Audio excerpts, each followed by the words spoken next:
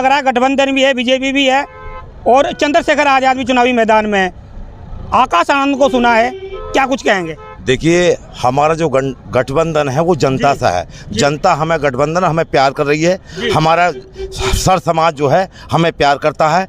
और आकाश ने भी ये भी कहा है कि देखिए, जनता का जो हमारा गठबंधन है वो सब समाज का गठबंधन है और सर समाज हम जो सत्ता में आएंगे और बहुजन समाज पार्टी की सरकार बनेगी और बहन जी इस देश की प्रधानमंत्री बनेंगी। क्या मानते हो, पिछली बार यहाँ से गिरीश चंद चुनाव जीते थे, अब की बार उनका टिकट काट दिया गया है, सुरेंद्र सिंह एडवोकेट को लाया है, क्या मानते हो भाई? देखिए, सुरेंद्र जी जो आए हैं वो यहाँ बड़े पैमाने पर वो चुनाव जीतेंगे और वो संसद पहुँचेंगे। लगातार एक महीने से चंद्रशेखर आजाद भी डोर टू डोर कैंपेन कर रहे हैं और मुस्लिम समाज भी उनके साथ है, क्या कुछ कहेंगे? देखिए, चंद्रशेखर जी का भी उनके पास कुछ नहीं है जी, उनके पास कुछ है ही नहीं बिल्कुल भी। चंद्रशेखर जी जो है वो तो क्यों एक काम करते हैं, वो जाते हैं और उनके पास तो उन्होंने तो गठबंधन किया, उनके पास तो उन्होंने भी नकार दिया। वो तो समाजवादी की बात गए, उन्होंने टिकट भी नहीं दिया उन्हें। अब वो खुद अपनी पार्टी टिकट लड़ रहे हैं और उनके पास कुछ नहीं है, उनका कोई जनाधार ही नहीं है। यहाँ सर समाज जो है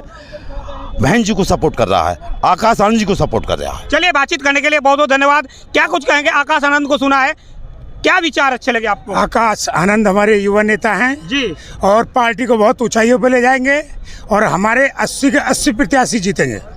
पिछली हमें यहाँ पर बहुत अच्छे आकाश आनंद जी ने जो युवाओं में आज शक्ति और जोश भरा है वो हमेशा जोश रहेगा और ये हमारे युवा सारे के सारे युवा बड़े प्रसन्न हुए आकाश आनंद जी के विचारों को सुन करके।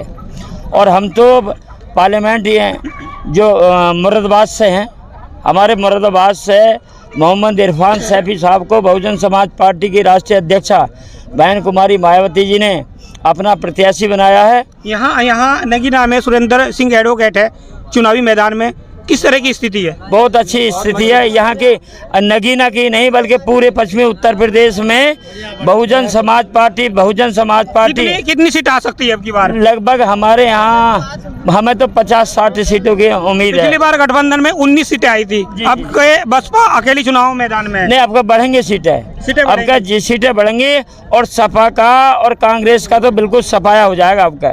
चंद्रशेखर आजाद भी चुनावी मैदान में लगातार डोर टू डोर कैंपेन कर रहे हैं, महीने भर से नगीना में ही है, क्या कुछ कहेंगे? वो चंद्रशेखर आजाद युवाओं को भड़काने का काम कर रहे हैं।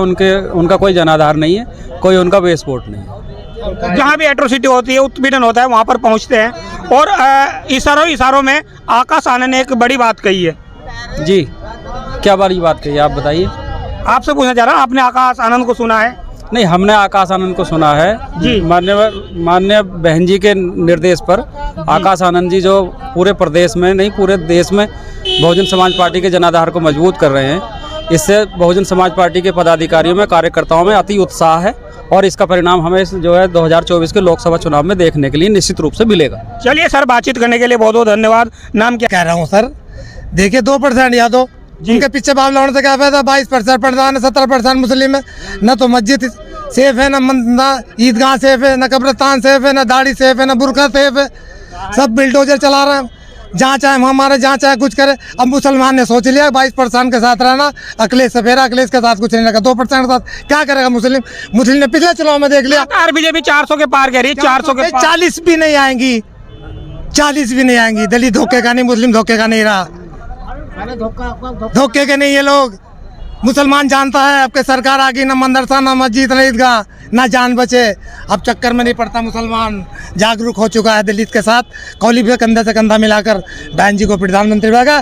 किसी की कोई औकात नहीं होगी फिर मस्जिदों की तरफ को देखने की, ईदगाह की तरफ को देखने की, कब्रिस्तानों की तरफ को देखने की, दाढ़ी की तरफ देखने की। अब तो बहन जी को चाहते हैं 40 करते हैं, 400 पर 40 सीटें भी नहीं आएंगी। चलिए, बातचीत करने के लिए बहुत बहुत धन्यवाद। और आप इस वक्त की नगीना लोकसभा सीट से जो चुनावी रैली थी बसपा की, वो कवरेज की है। आप क्या सोचते हैं इस वीडियो के संबंध में? कमेंट बॉक्स में अपनी प्रतिक्रिया जरूर दे दें।